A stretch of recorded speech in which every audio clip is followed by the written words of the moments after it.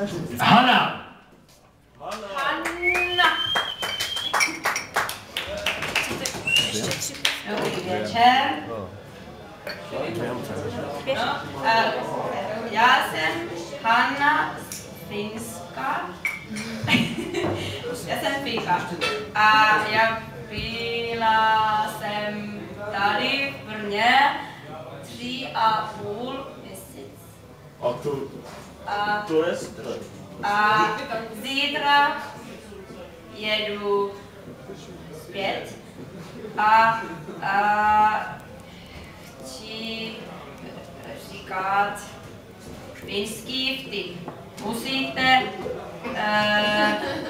put this on your status on Facebook. Byl jednou jeden ježek,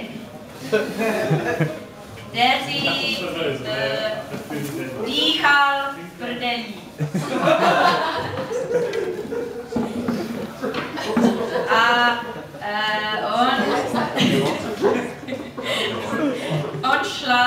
on šel na procházku a potom on byl moc unavený. A posadí se a udusí se.